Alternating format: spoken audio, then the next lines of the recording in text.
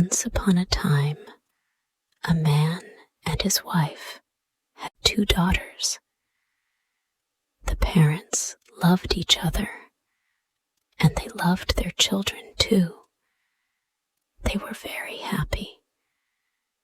Then, one day, the woman died.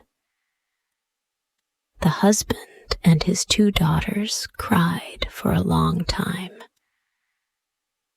They were very sad now. After a while, the man thought, I can't cook food for my children and fetch water from the river.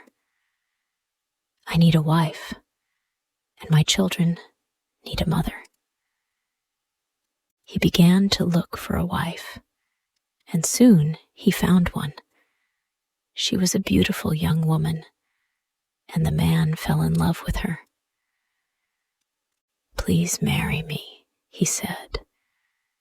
Be my wife and a mother to my children.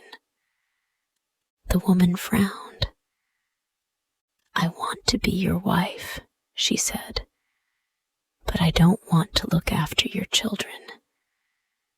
Send them away. Then I'll marry you.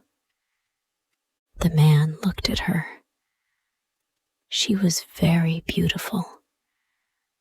I can't live without this woman, he thought. I'll hide the children. They'll be all right. Perhaps she will start to love them later. Very well, he said. I'll send my daughters away. He went home and said to his children, Tomorrow I'm getting married again, but my new wife doesn't like children. Hide in the grain store. Don't worry. She will feed you. So the children hid in the grain store. The man's new wife came home with him, and he said to her, My father is dead, but his spirit lives in the grain store. My grandfather's spirit and the spirits of my ancestors live there too. They are always hungry. Please feed them for me. Give them breakfast in the morning, and lunch at midday, and supper in the evening. The woman agreed, and the man went happily off to his work. The woman obeyed her husband. Every day in the morning, at midday, and in the evening, she brought food to the grain store for her husband's ancestors, and the 2 children ate it. One day, the woman went to the hairdresser. The hairdresser cut her hair, and they talked together. Please be quick, the woman said. It's after midday. I must go and put food in the grain store for my husband's ancestors. The hairdresser laughed. What? She said. Your husband's ancestors don't live in the grain store. His daughters live there. You are feeding your husband's daughters. The woman was very angry. My husband tricked me, she said. Those stupid, lazy girls. I don't want to look after them. I hate them. She ran to the fire and picked up a pot of very hot water. She threw it into the grain store. I don't want you. I won't feed you, she shouted. Go away. The 2 sisters jumped back. The water didn't touch them. It fell on a pile of chickpeas. The little sister began to cry. Our stepmother won't feed us, she said, and I'm hungry. Don't worry, said the big sister. Look, the The water fell on the chickpeas. They're soft now. We can eat them. So that day, the children ate chickpeas for their lunch. Their father came home in the evening. His angry wife was waiting for him. "You tricked me," she shouted. "I know the truth now. Your ancestors don't live in the grain store. I was feeding your daughters. I won't feed them again. Do you want me to stay with you? Then take those stupid girls away." Her husband was very sad. "Please," he said, "they are my children. I can't send them away." "You must choose," said his wife. "You can have me, or you can have your daughters. You can't have both." The man looked at his wife. She was very beautiful. "All right," he said. "I'll take them away tomorrow." Early the next morning, he woke his daughters. He took them with him into the forest. They walked all day until the girls were tired. "We'll stop here," the man said at last, "and sleep." The girls lay down under a tree. Their father lay down between them. Soon, the girls were asleep. The man stood up and looked for a thick branch. He found one and put it between the girls. "They'll feel it in the night," he thought. "They'll think that I am with them."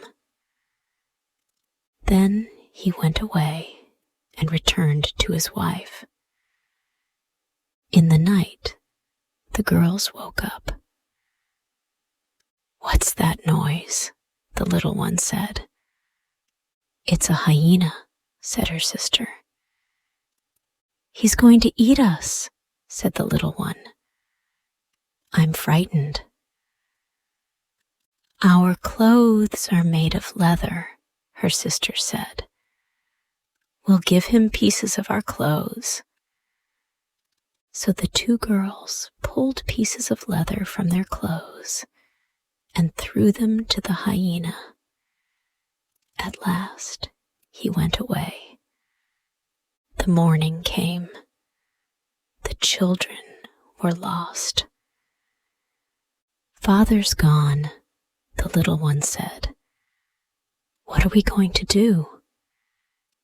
Her big sister climbed a tree. "I can see a house," she said. "It's a nice, big house. There are cows and sheep outside it." "Let's go there," said the little one. "Perhaps the people will give us food." The two children went to the edge of the forest. They looked at the house. A man came out of it. He was tall and ugly.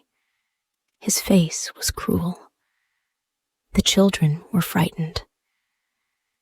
"He's a wizard," the older sister said. "We must be very careful." The two children watched and waited. The wizard went out with his cows and sheep. "Wait here," said the older sister. "I'll go into the house and look for food." Quickly, she ran to the wizard's house, took some food, and brought it back to her sister. The next day, she went to the wizard's house again, and the next day, and the next. But on the fourth day, her little sister said, "You always go to the wizard's house. It's not fair. I want to go today." "But you can't run quickly," said her big sister. the wizard will catch you."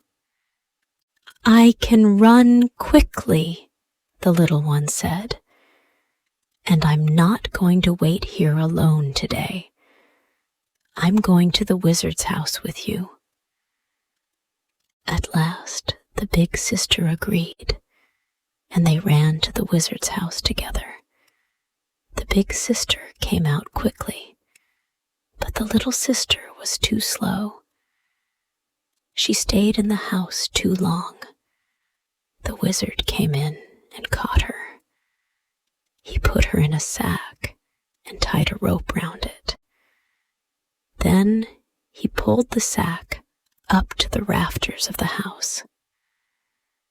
"I've got you, and I'm going to keep you," he said.